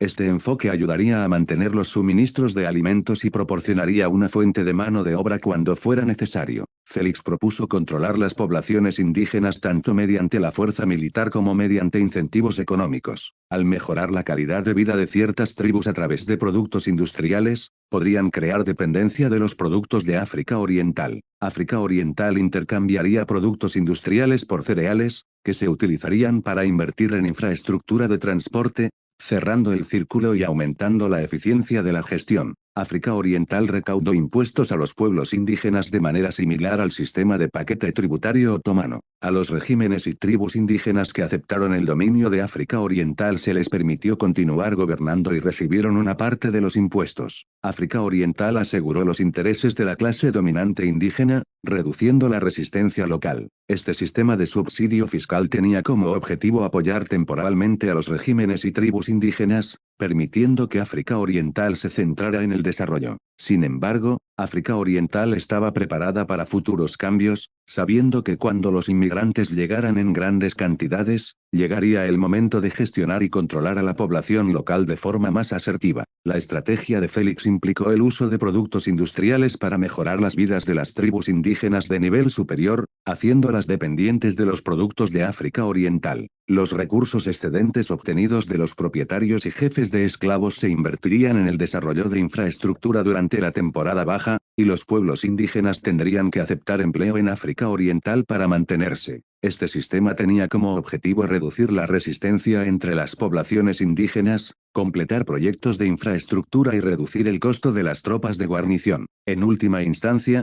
cuando la población inmigrante creció, África Oriental pudo pasar a un control más asertivo, confiscando las tierras desarrolladas y los recursos de la población indígena. El sistema de subsidio fiscal satisfizo a la clase esclava indígena, redujo la resistencia, aumentó los beneficios para los propietarios de esclavos y mejoró la estabilidad general en el dominio de África Oriental. Nota, este es el final de este capítulo. Capítulo 293, entrada. Capítulo 293. El sistema de paquete tributario introducido por África Oriental fue un concepto nuevo para los pueblos indígenas del África subsahariana. Este sistema solo se implementó en áreas recientemente ocupadas, como Zambia y la meseta de Azande, que estaban geográficamente más cerca de África Oriental. En las regiones más cercanas a África Oriental, el método tradicional de evacuar y reemplazar ordenadamente a la población indígena todavía estaba en práctica, especialmente durante las guerras europeas, cuando África Oriental tenía una abundante población inmigrante. En Zambia se establecieron agencias gubernamentales, y cada región estaba supervisada por funcionarios de alto rango. Esto permitió a África Oriental evitar llegar a acuerdos con las fuerzas autóctonas. La meseta de Azande, aunque de desarrollo relativamente tardío, estaba cerca de los grandes lagos, lo que la hacía fácil de controlar. Además, una parte importante de la población indígena ya había sido reubicada, lo que requería menos recursos. Al lago Tanganica, concretamente al puerto de Mpron, llegó Msiri con su grupo central de 3.000 soldados y civiles, guiados por el Reino de África Oriental. Decenas de miles de indígenas se habían reunido con anticipación, llenando la orilla sur del lago Tanganica. Msiri sintió curiosidad por la gran cantidad de indígenas presentes y le pidió una explicación a Capri. Capri le informó que estas personas eran un regalo de África Oriental, destinado a ayudar a Msiri a establecer un ejército poderoso en África Occidental. Tenían experiencia en agricultura y podían ayudar a Msiri a acumular riqueza personal. Inicialmente, Msiri se mostró escéptico sobre la generosidad de África Oriental y se preguntó por qué regalarían su población cuando podrían utilizarla para crear riqueza. Capri explicó que estos individuos eran esencialmente trabajadores jubilados de África Oriental, y Zanzíbar no pudo reclutarlos a todos debido a los estándares de calidad impuestos por los clientes otomanos. Por lo tanto, África Oriental había decidido enviarlos a África Occidental con Msiri. Capri aseguró a Msiri que estos individuos estaban bien entrenados y eran de buena calidad. Habían trabajado en granjas en África Oriental y podían adaptarse al trabajo agrícola en África Occidental. Además, África Oriental les proporcionaría las semillas y los recursos necesarios para la agricultura. Msiri estaba ansioso por examinar él mismo estos regalos de África Oriental. Después de inspeccionar a un grupo de indígenas, descubrió que estaban sanos y fuertes, mucho mejores que algunos de los esclavos de su propia tribu. Msiri les ordenó realizar diversas tareas físicas para poner a prueba sus habilidades, y mostraron buena salud y fuerza en general. Msiri agradeció a Capri por la generosidad y asistencia de África Oriental. Capri enfatizó que África Oriental siempre fue generosa con sus amigos. En realidad, las personas enviadas a Msiri eran trabajadores que habían trabajado intensamente en África Oriental. Aunque parecían sanos, su arduo trabajo había pasado factura a sus cuerpos. Sin embargo, fueron enviados a Msiri en sus mejores condiciones para garantizar su satisfacción. Msiri planeaba utilizar a estos trabajadores para formar una fuerza de combate regular para ir a África Occidental y acumular riqueza. Estas tropas, a diferencia de los confidentes de Msiri, no tendrían acceso a armas de fuego. La ventaja de utilizar a estos trabajadores era que todos hablaban suajili, eran varones adultos fuertes y podían demostrar la eficacia de combate de los bantúes desde África Oriental hasta África Occidental. Msiri tenía la intención de entrar en las aduanas de África Occidental y establecer un legado próspero y rico. Si bien solo había recibido trabajadores varones de África Oriental, sabía que podía encontrar mujeres en África Occidental mediante la conquista. Sin embargo, Msiri entendió mal la situación de África Oriental. Los niños y las mujeres no formaban parte de la población esclava que se le entregó, ya que habían sido reubicados al noroeste por África Oriental. Su plan para conseguir mujeres en África Occidental resultaría ser un desafío, ya que la mayoría de ellas ya eran bienes de varias tribus y reinos. Este capítulo concluye con las ambiciones de Msiri para su expedición a África Occidental. Nota, este es el final de este capítulo. Capítulo 294, Reloj Adachi. Capítulo 294. En el lago Tanganica, los barcos fabricados en África Oriental y los incautados a los indígenas zarpan con el pueblo de Msiri. El lago tenía profundidades superiores a los 500 metros. El propio Msiri estaba a bordo de un gran barco propulsado por medios artificiales, diseñado por el astillero Kigoma. Los marineros remaban con los remos de este barco mientras se dirigía hacia el norte. A orillas del río Limpopo, varios pequeños barcos de madera se acercaban al territorio de África Oriental siguiendo el suave río. Van der Meer, un hombre de negocios de África Oriental, preguntó a Uris sobre las mercancías que se transportaban ese día. Uris le informó que había llegado un lote de relojes Anda desde Dar es Salaam y los describió como productos suizos de alta calidad que incorporaban lo último en artesanía europea. Van der Meer estaba intrigado pero mencionó que nunca había oído hablar de la marca de relojes Anda. Uris explicó que Anda era una empresa nueva con diseñadores suizos de renombre, fabricación precisa y bajas tasas de fracaso. Se ofreció a mostrarle los relojes a Van der Meer. Van der Meer estuvo de acuerdo y solicitó ver la mercancía. Uris sacó con cuidado una pequeña y delicada caja, dejando al descubierto un reloj de pulsera. Van der Meer, acostumbrado a los relojes de bolsillo, quedó fascinado con este novedoso concepto de reloj de pulsera. Uris explicó la conveniencia de llevar un reloj en la muñeca y cómo levantar el brazo permitía controlar fácilmente el tiempo. Van der Meer encontró la idea novedosa, pero se preguntó si era necesaria cuando los relojes de bolsillo eran cómodos. Uris explicó que para los caballeros a caballo como los Boers, los relojes de pulsera ofrecían más comodidad a la hora de comprobar la hora mientras montaban. Van der Meer pidió probarse uno de los relojes. Al principio, Uris no entendió bien y trató de entregarle una correa de cuero, pero Van der Meer se refería al reloj que Uris llevaba en la muñeca. Uris aceptó a regañadientes y le entregó su reloj Anda plateado. Van der Meer admiró la artesanía y la comodidad del reloj. Uris compartió que los relojes Anda eran usados por aristócratas europeos e incluso por el príncipe heredero Rodolfo de Austria. Van der Meer se conmovió y se ofreció a comprar el reloj por 30 libras. Uris estuvo de acuerdo. Van der Meer también compró los relojes restantes, incluidos los más baratos, por 4 libras cada uno. Van der Meer estaba satisfecho con sus compras y creía que estos relojes serían bien recibidos en Transvaal. Aseguró a Uris que compraría más relojes de plata en el futuro. Uris, impresionado por el poder adquisitivo de los Boer, accedió a llevar más relojes en su próximo viaje. Este capítulo concluye con Van der Meer expresando su confianza en las crecientes perspectivas comerciales de Transvaal. Nota, este es el final de este capítulo. Capítulo 295, negación. Capítulo 295. La transacción fluida entre Van der Meer y Uris se vio facilitada por el entorno comercial favorable creado por el gobierno de África Oriental. Establecieron una red comercial a orillas del río Limpopo, junto al sitio de la guarnición de África Oriental, que disuadió a los alborotadores y garantizó la seguridad. No se impusieron aranceles ya que la mayoría de los bienes vendidos en África Oriental se producían localmente. La ausencia de impuestos fomentó el comercio a lo largo del río Limpopo, incluso con los boers y los portugueses, como parte del plan de África Oriental para aumentar la popularidad de la meseta de Matabele. Cuando Van der Meer y Uris estaban a punto de irse, León, el responsable del mercado comercial de Weinsferry, se acercó a ellos. Sugirió que Van der Meer adquiriera barcos más grandes para tener más capacidad de carga y facilitar el comercio entre África Oriental y la República de Transvaal. Van der Meer estuvo de acuerdo y expresó interés en el ganado vacuno, ovino y equino como bienes. León le informó que el Banco Echingen pronto abriría una sucursal en la zona y que el gobierno de África Oriental compraría ganado directamente.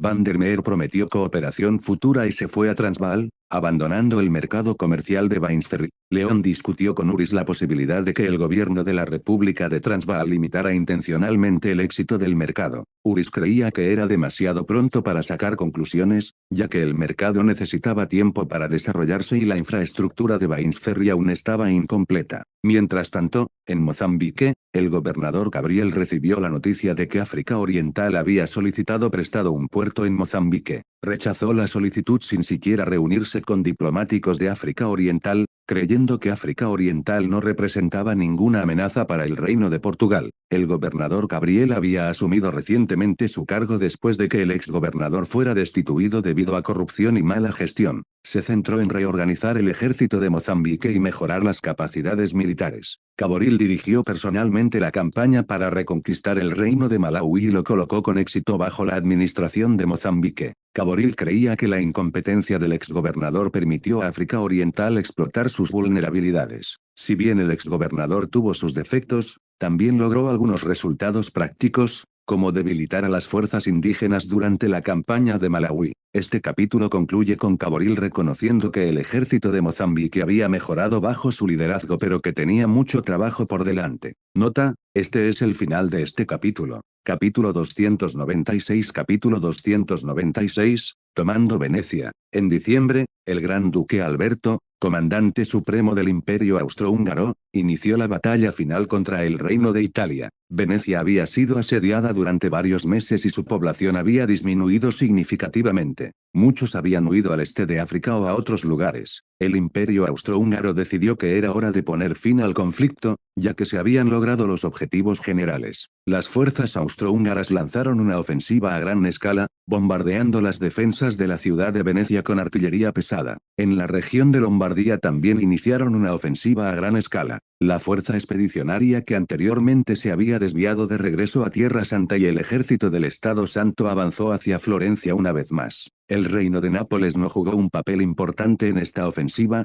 principalmente protegiéndose de posibles amenazas de Sicilia. Sicilia, aunque todavía estaba bajo dominio italiano, no tenía intención de reunirse con el reino de Nápoles y buscó la autonomía. A pesar de las mejoras en las capacidades militares del Reino de Italia durante los meses en que el Imperio Austrohúngaro cesó temporalmente su ofensiva, la situación era desafiante. Emmanuel II buscó ayuda militar de Gran Bretaña, que ahora estaba dispuesta a ayudar a Italia, con el objetivo de frenar la expansión del Imperio Austrohúngaro. Durante estos meses, el Imperio Austrohúngaro no había ejercido toda su fuerza militar, lo que permitió al ejército italiano informar de varios éxitos. Venecia, que había estado sitiada, se estaba desmoronando lentamente, pero la fuerza principal italiana permaneció prácticamente ilesa. El ejército italiano afirmó que el Imperio Austrohúngaro se estaba debilitando y que las fortificaciones de Venecia podrían resistir. Sin embargo, esta evaluación se basó en información incompleta, ya que el Imperio Austrohúngaro aún no había comprometido todas sus fuerzas. La situación estratégica del Reino de Italia se complicó aún más por los ciudadanos locales de Venecia que comenzaron a apoyar al Imperio Austrohúngaro una vez que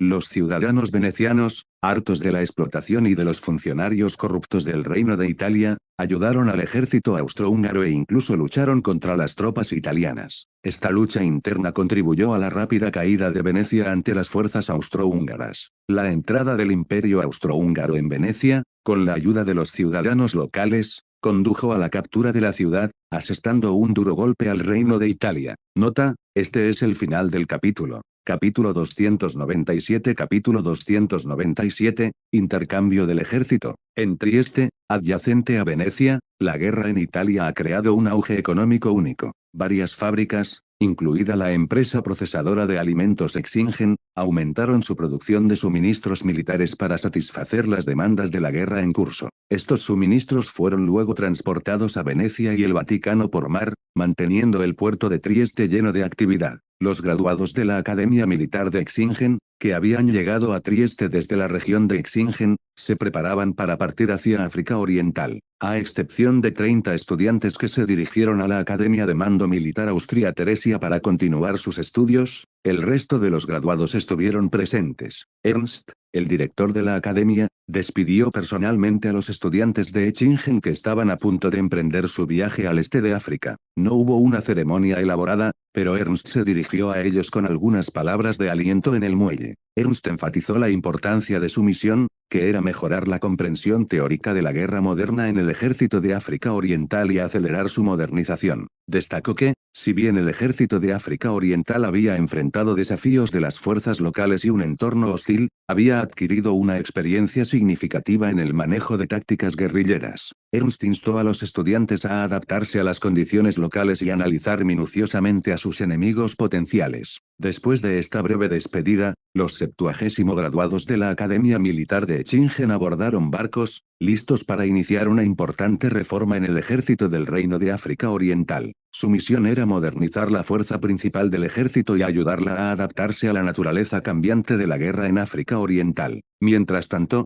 en África Oriental, el ministro de Defensa Jarman informó a Constantino sobre el retiro voluntario de los oficiales militares de África Oriental. Un total de 407 oficiales habían decidido retirarse, con rangos desde jefe de pelotón hasta comandante de división. La mayoría de ellos eran veteranos de la era colonial y habían servido como mercenarios en los grupos mercenarios del consorcio Exingen. Constantin revisó la lista y reconoció que muchos de estos oficiales retirados querían regresar a Alemania para pasar sus años de jubilación, dadas las importantes ganancias que habían acumulado a lo largo del tiempo. Les aseguró bonificaciones e incentivos por su servicio. Constantino también dio la bienvenida a quienes decidieron quedarse en África Oriental y ofreció oportunidades para que sus familias se establecieran en la región. A los veteranos discapacitados se les brindarían oportunidades laborales locales. Mientras la guerra hacía estragos en Italia, África Oriental se preparaba para recibir una nueva generación de oficiales militares entrenados por la Academia Militar de Echingen. Estos graduados fueron esenciales para modernizar el ejército de África Oriental y llenar los vacíos en su liderazgo militar. Además, Jarman informó que Mozambique había rechazado a los diplomáticos de África Oriental y que el nuevo gobernador no les había concedido audiencia.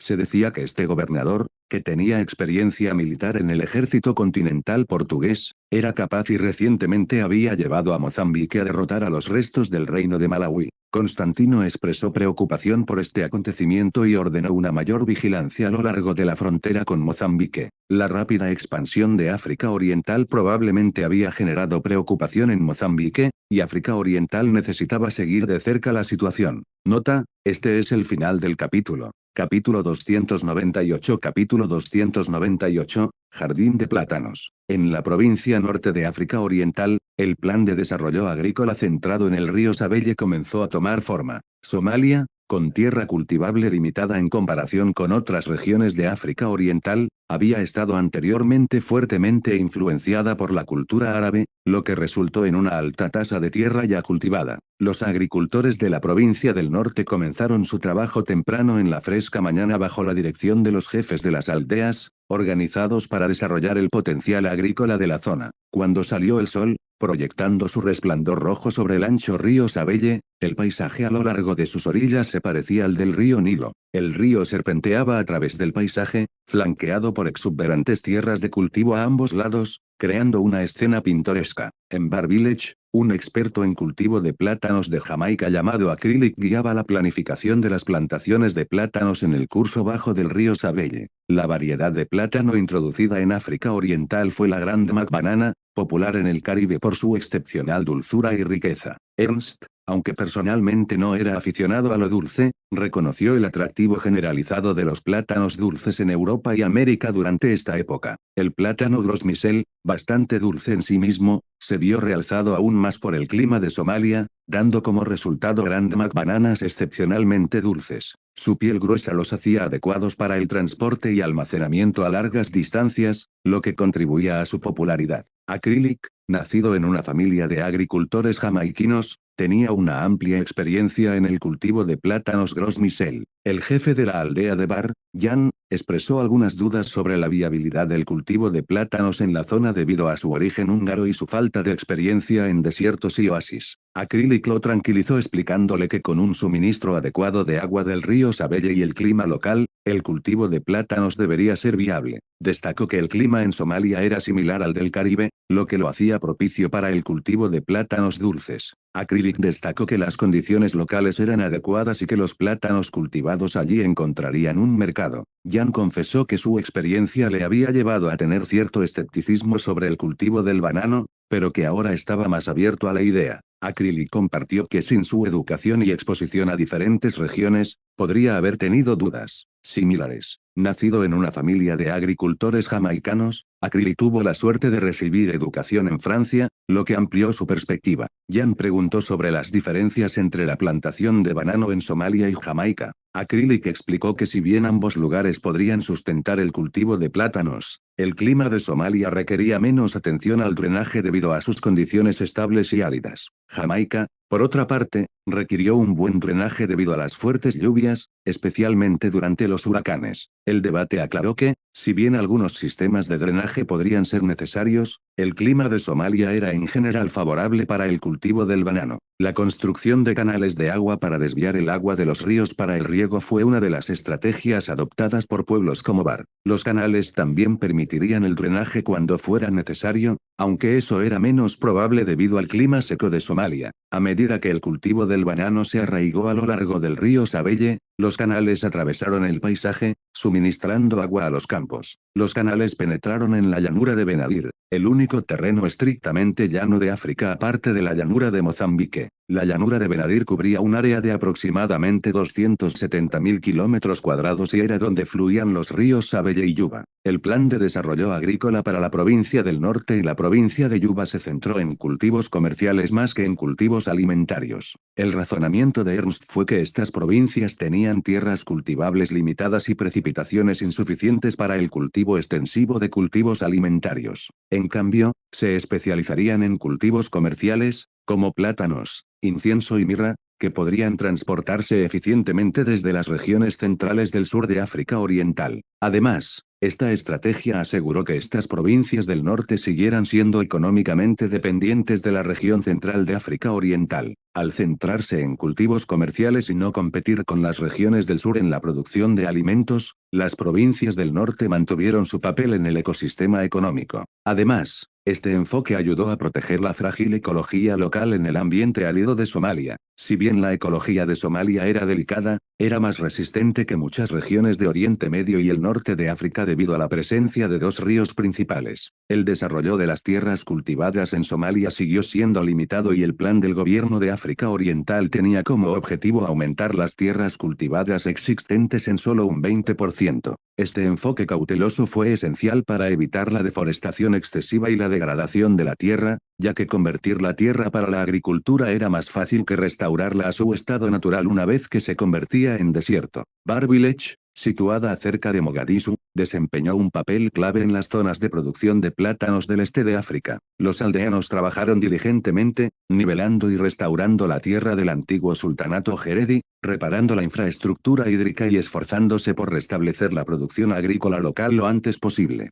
Capítulo 299, Predicción. Capítulo 299. A la isla de Zanzíbar, más de un mes después de que el gobierno de África Oriental solicitara la abolición de la esclavitud, llegó un grupo inesperado de visitantes. Un barco mercante de vapor británico atracó en la isla, lo que no era sorprendente dada la ubicación estratégica de Zanzíbar en el Océano Índico. Sin embargo, estos visitantes tenían un propósito diferente al comercial. El grupo desembarcó del buque mercante británico y se dirigió directamente al lugar de gestión del puerto. Preguntaron si Aimeni, un funcionario del sultanato de Zanzíbar, estaba presente. Aimeni confirmó su identidad y el grupo se reveló como enviados especiales del Imperio Británico, expresando su deseo de visitar al sultán de Zanzíbar. Aimeni, al darse cuenta de la importancia de esta visita, se dispuso rápidamente a informar al sultán y prepararse para la audiencia de los enviados. Mientras tanto, Eduardo, uno de los enviados británicos, se interesó mucho por los alrededores del puerto de Zanzíbar. Notó cambios en comparación con su visita anterior hace una década, en particular la presencia de banderas europeas junto a la bandera de Zanzíbar.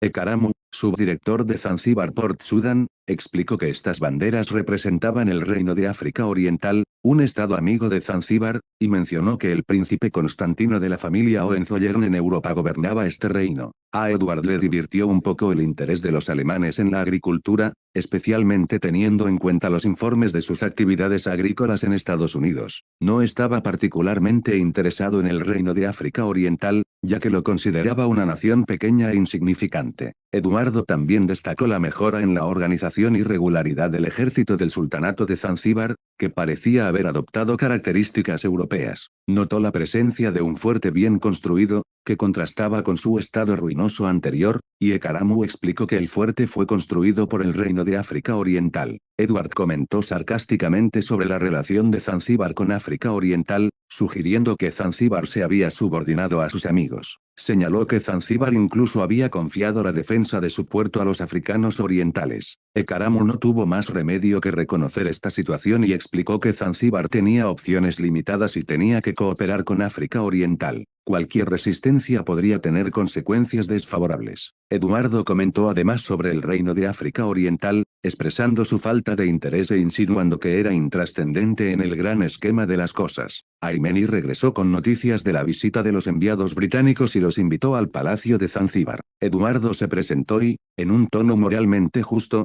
criticó al sultanato de Zanzíbar por su participación en la trata de esclavos. Exigió el fin inmediato de esta práctica, alegando que era inhumana y violaba la libertad. Little Said, el sultán de Zanzíbar, intentó aclarar la situación, insistiendo en que Zanzíbar ya había tomado medidas para abolir la esclavitud y había prohibido la trata de esclavos un mes antes. Afirmó que Zanzíbar había promovido activamente la abolición de la esclavitud en los últimos años. Edward, desconcertado por esta información, expresó dudas y cuestionó la sinceridad de los esfuerzos de Zanzíbar. Little Said le aseguró a Edward que Zanzíbar efectivamente había abolido la esclavitud, e incluso se ofreció a mostrarle los avisos legales publicados en todo el país. Destacó que Zanzíbar había tomado medidas decisivas para poner fin a la trata de esclavos. Mientras continuaba la discusión, una conmoción en la entrada del palacio interrumpió la conversación. Un individuo afuera protestó en voz alta, alegando que enfrentaría consecuencias si no se le permitía entrar. Little Said y Edward quedaron sorprendidos por el disturbio. Little Said fue a investigar y encontró a Lemons, el ministro de África Oriental, en la puerta. Lemons solicitó la entrada al palacio y explicó la situación a los guardias, quienes por error le habían impedido la entrada. Lemons y Little Said intercambiaron bromas y Lemons se ofreció a ayudar a resolver la situación. Little Said aprovechó esta oportunidad para explicarle el malentendido a Edward. Lemons sugirió que el malentendido había surgido debido a las buenas intenciones de Edward y la falta de información sobre los acontecimientos recientes en Zanzíbar. Recomendó que Eduardo aceptara el compromiso de Zanzíbar de poner fin a la trata de esclavos. Al final, gracias a la mediación de Lemons, Edward recibió un pago sustancial a cambio de su información y el asunto se resolvió. Edward expresó su preocupación por el cumplimiento de Zanzíbar con los esfuerzos contra la esclavitud en el mar, a lo que Little Said le aseguró que Zanzíbar se encargaría de esos asuntos internamente. La situación concluyó con la garantía de Little Said de que Zanzíbar había tomado medidas importantes para abolir la esclavitud y la trata de esclavos. Capítulo 300, Saqueo. Capítulo 300. Cuando la presencia británica en Zanzíbar generó preocupación entre los funcionarios de África Oriental, incluido el príncipe Constantino, surgió la sensación de que los británicos podrían tener motivos ocultos. Aunque esta sospecha no fue confirmada, el príncipe Constantino decidió aumentar la vigilancia en las zonas costeras. En Venecia, después de su captura por el Imperio Austrohúngaro, el general Albrecht no se demoró sino que actuó rápidamente para continuar la campaña contra el Reino de Italia. Dejó una brigada de tropas de segunda línea para supervisar Venecia. El teniente general Admonsto, encargado de supervisar Venecia, inició el proceso de selección y expulsión de quienes habían traicionado a Austria o tenían afiliaciones con el antiguo gobierno italiano. El puerto de Venecia estaba lleno de actividad. Los soldados austriacos, actuando como porteadores, transportaron diversas cajas de maquinaria y equipos desde las fábricas y empresas bajo control militar en Venecia. El personal de identificación mecánica del consorcio Exingen empaquetó cuidadosamente estas cajas después de confirmar el valor y el funcionamiento de la maquinaria. Adro, miembro del personal del consorcio Exingen, destacó la importancia de manipular la carga con cuidado a Will, un soldado austriaco involucrado en el transporte. Will le aseguró que tendrían mucho cuidado y mencionó que incluso había adquirido un camión de plataforma para garantizar un transporte sin problemas. Adro advirtió a Will sobre las cajas marcadas en rojo, que contenían componentes delicados y valiosos. Cualquier daño a estas piezas provocaría rechazo y pérdidas para el consorcio Exingen. Luego de que las cajas fueron transportadas al almacén Number One, fueron sometidas a inspecciones para garantizar que su contenido estuviera intacto. El personal registró los componentes de la maquinaria y entregó un pequeño billete, que luego podía canjearse por dinero en efectivo. Will y sus compañeros soldados estaban contentos, sabiendo que tendrían algo de dinero extra para disfrutar en una taberna. Mientras tanto, en el interior del Ayuntamiento de Venecia, Anthony, director de la sucursal veneciana del Banco Exingen, se reunió con el general Admosto. Sobre el escritorio todavía había documentos del gobierno de la ciudad de Venecia, como los italianos se les prohibía cualquier participación en los asuntos de la ciudad, los austriacos habían recuperado Venecia sin mucha resistencia. Anthony expresó su gratitud al general Admonsto por el apoyo brindado por los austriacos. Le entregó un cheque del banco Etchingen como muestra de agradecimiento. Admonsto aceptó el cheque y destacó la facilidad de su cooperación. Mencionó la disponibilidad de equipos de las fábricas incautadas y le hizo una oferta a Anthony para comprar maquinaria adicional si fuera necesario. Anthony rechazó la oferta y explicó que el equipamiento de las fábricas confiscadas era suficiente para sus necesidades. También mencionó la necesidad de dejar algunos recursos a la población local para evitar disturbios. Admonsto bromeó sobre los precios favorables, pero Anthony sabía que el consorcio Exingen ya había adquirido lo que deseaban. La visita de Anthony fue más bien un gesto de buena voluntad. El saqueo y la redistribución de riquezas y recursos continuaron en Venecia, beneficiándose diferentes partes del botín. La población y las industrias de Venecia estaban dispersas entre el Imperio Austrohúngaro, África Oriental e Italia, lo que provocó cambios en el poder y la dinámica del empleo. Las consecuencias de esta agitación aún se estaban manifestando. Saludos, soy Canon Audio Novelas, gracias por haber escuchado la novela, espero les haya gustado, si gustan pueden apoyarme en Patreon, el link estará en la descripción del video, hasta volverlos a leer me despido.